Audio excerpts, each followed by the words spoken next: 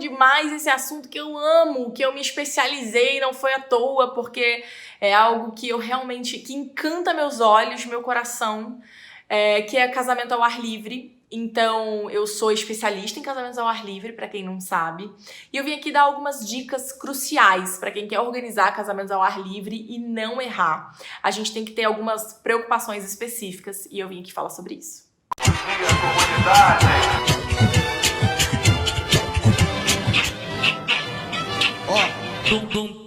Então, a primeira coisa é sobre plano B. Fala-se muito sobre o plano B, faça-se pouco. Como é que fala essa palavra? Mas faz pouco, fazem pouco.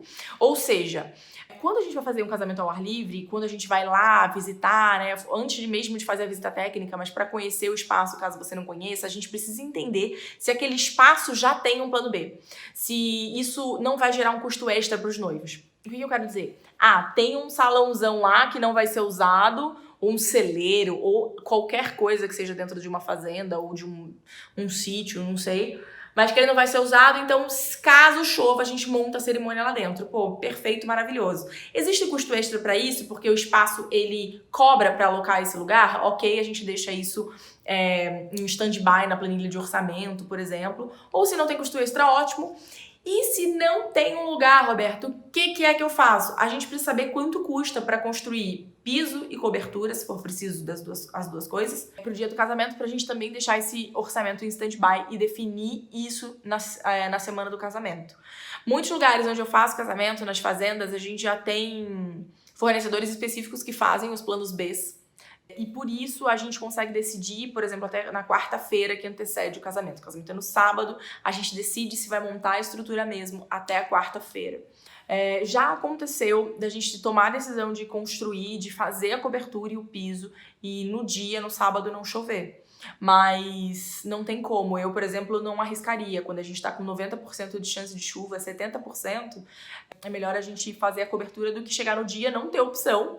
E as pessoas ficam aonde? Embaixo da chuva. O que eu sempre falo pros noivos, quando eles optam por não fazer a estrutura, por exemplo, do tipo, não, Roberto, eu tenho fé em Deus, não vai chover e tal, eu falo, gente, saibam que no dia, se chover, a gente vai ter que montar a sua cerimônia na pista de dança. Ou então, se a gente continuar com muita previsão de chuva, a gente vai ter que comprar muitos guarda-chuvas para todo mundo, porque as pessoas não vão ficar ali na cerimônia, né? Nem mesmo vocês. Então eu deixo isso muito claro. De novo, gente, alinhamento de expectativa sempre. Bom, segunda coisa é sobre estrutura. Claro, quando a gente faz um casamento ao ar livre, muitas vezes são lugares que não são lugares construídos para fazer casamento, para fazer evento. Isso significa que muitas vezes a gente precisa contratar estruturas extras.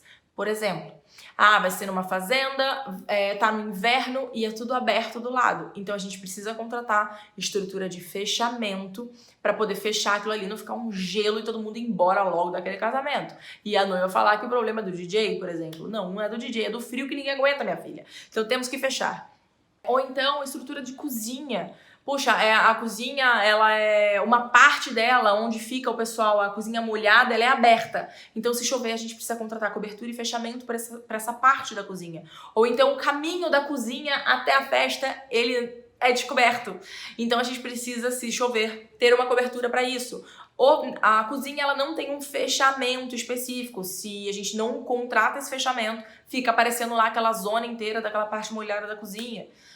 Várias outras coisas. O banheiro, a gente não tem estrutura de banheiro suficiente para comportar esse número de convidados. Ou então o número de convidados é muito maior do que aquele espaço comporta, a gente precisa construir uma área muito maior. Que tipo de construção é essa? O que é que a gente vai ter que fazer? Precisa ter ART.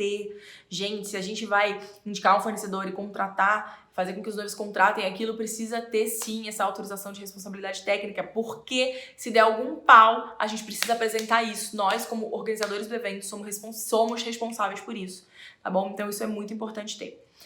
Terceira coisa, a questão de sonorização, iluminação e ligação do gerador. De novo, muitos lugares como esses, eles não são preparados para receber um evento. Então a gente precisa entender muito bem como funciona a ligação do gerador. Se aquela fazenda ou aquele sítio precisa que o gerador seja ligado desde o início da maquiagem e cabelo da noiva, porque tem algumas fazendas específicas, por exemplo, que não tem a estrutura para elétrica para suportar 3 secadores juntos ligados ao mesmo tempo. Então a gente tem que ligar o gerador direto aonde vai ser ligado esses secadores, ou não precisa. A gente não precisa do gerador ligado 100%, a gente já tem a fiação elétrica toda passada, a gente só precisa do gerador em stand-by. Ok, legal, mas você precisa de um gerador também para casa sede ou precisa de um gerador só para festa? Se é um gerador só para festa, ele também comporta a cozinha. Se ele comporta a cozinha, vai ser cozinha ligada no mesmo gerador que som e luz. Oh, meu Deus! Então, tudo isso a gente precisa entender, porque esse gerador, provavelmente, ele vai precisar de um trafo isolador, ou então a gente contratar 2 geradores diferentes. Um gerador para suportar essa parte da festa, um gerador para suportar a cozinha e casa sede. A gente precisa entender dessas ligações, a gente precisa entender sobre como isso vai funcionar, qual que é a metragem do cabo, onde o gerador fica e até onde o cabo do pessoal de som e luz tem que ir para ligar nesse gerador. Porque chega lá no dia, não, porque o cara do gerador falou que vai trazer o fio até mim. Não, você disse que o fio ia vir até mim, o cabo, e aí precisa de 100 metros de cabo, cada 10 metros de cabo é uma grana preta, e lá no dia a gente tem que resolver. Então, a gente antevê todos esses problemas, entendendo qual é a necessidade da fazenda, onde é o posicionamento do gerador, para a gente entender quantos metros de cabo cada um precisa levar, cada um precisa trazer. Se o gerador vai levar uma intermediária até tal lugar específico.